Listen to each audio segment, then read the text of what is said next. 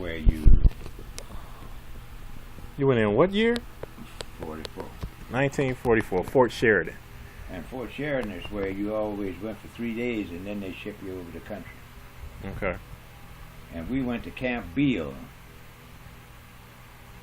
Washington, which is right outside of Seattle and Tacoma? Tacoma, where Larry was. Okay. And up in Fort Sheridan, they had German prisoners of war. And they ate better than we did, and they were treated better than we did. And we got on a train to go to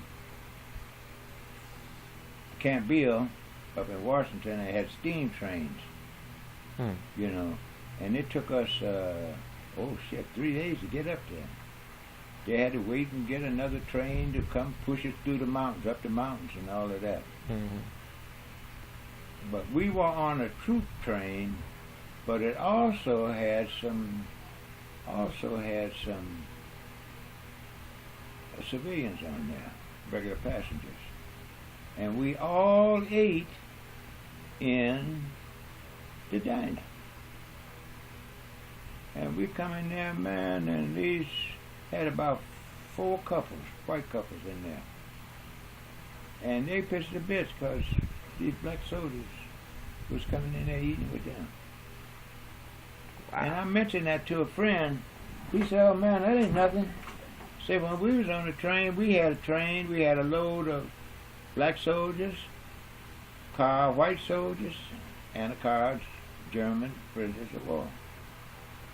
And we stood in Idaho someplace. And the white soldiers went in and ate.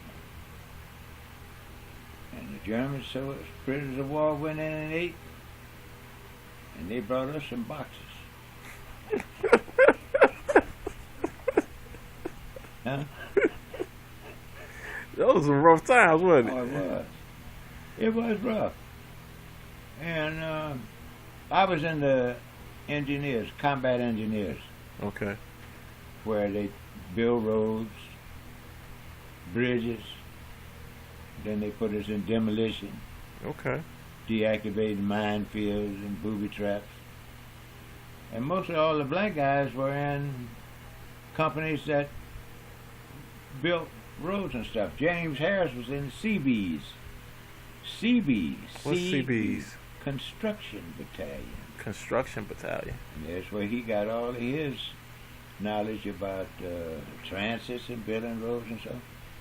All the black dudes went into the building roads and stuff like that.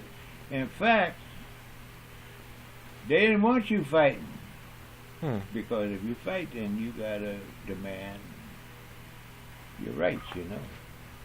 In fact, in World War I, the only black soldiers fought. They fought in France for the France army. Huh? Mm-hmm. They were so segregated. But it's a lot different now. When we came in, the barracks were like just big barns, like that house over there. Okay. And they had bunk beds all on the first floor, bunk beds all on the second floor. In the front, they had sergeants' quarters, and in the back they had the latrine, the toilets. And my friend Barr, his son, was in the Air Force. He'd been in the Air Force now for about 6-7 years. But when he first went to the Air Force, he went to San Antonio, Texas, to do his training, and he finished his training, and I rode down there with them. And man, them army posts look like resorts. The barracks like a hotel. They got their own rooms. They got integrated with ladies and men. The PX looked like a big store in the mall. Wow. Well, our PX was like a country store, you know. So things have really changed. And they got, well, the black soldiers and so have really been advanced. But now it's got to the point where, with the volunteer army, mostly all black and Hispanics. Mm-hmm. And they don't give the exact figures, but it's a lot different now. Tell me about when you went in as in World War II. Huh? Like when you was in World War II, like you was in the band, you was in the engineer. You was drafted in World War II? Yeah. Okay. I was drafted. You ain't seen any combat or anything like that? Okay. Everybody was drafted then, except guys who got deferments and stuff like that. Even during the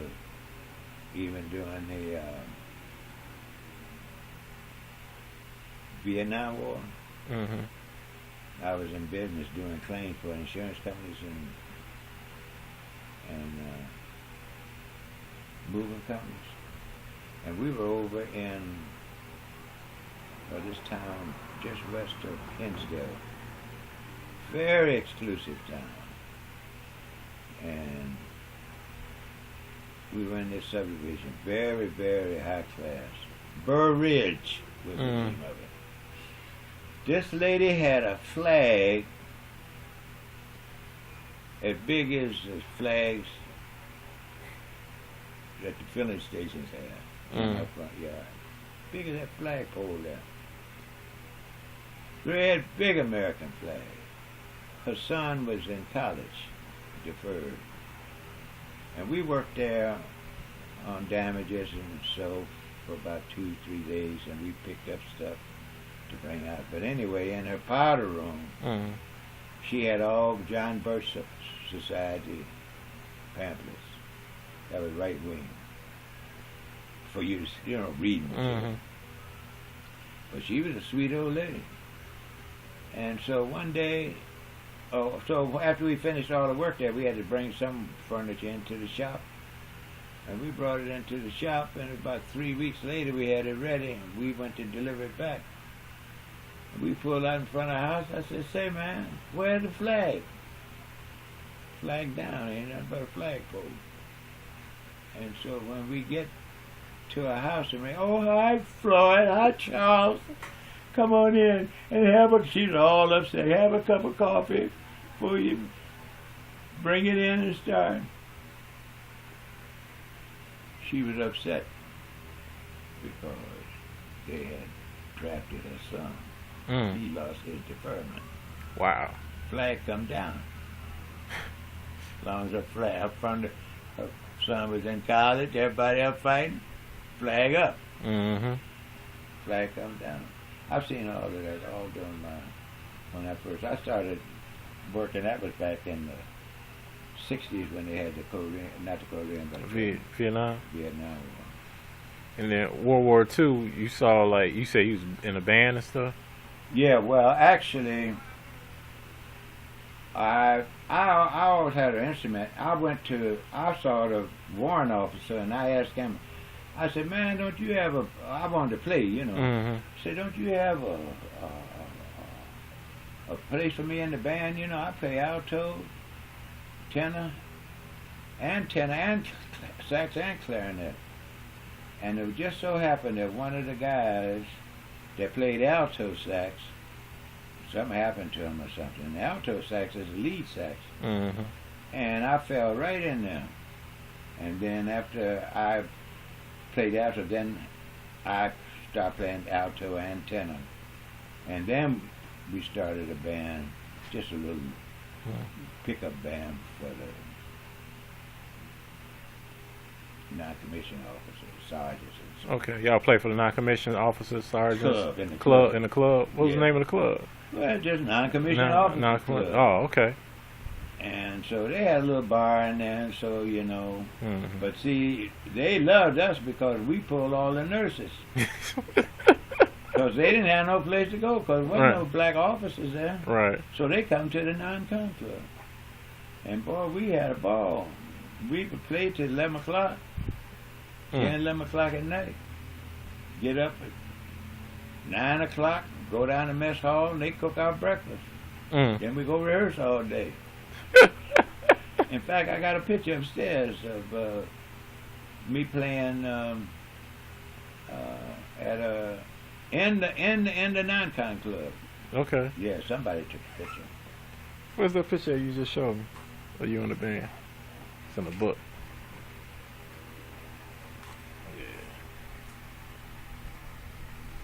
Yeah, I doubt if you can get that because I got it. it's kind of faint.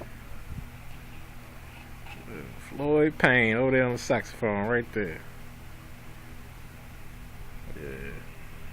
That's cool. Yeah, I used to play out here too when I first before when I got out there. I played out here at the White Rose.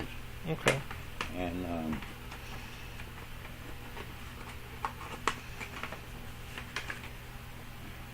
I got married and when I was 23. My business was so I couldn't play no more, and I quit.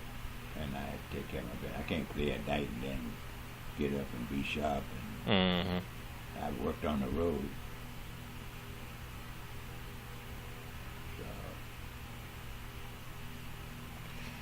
Well, that's a good reference for me, Aunt. Thank you. Now read it again, Jimmy. Uncle Floyd said it all over again. The South Suburban You said I have an announcement to make. I have an announcement to make. Uncle Floyd has received the South Suburban Museum of African American History Lifetime Membership Award. Floyd Payne. Thank you for graduating to the audience. Appreciate it. I'll be glad when you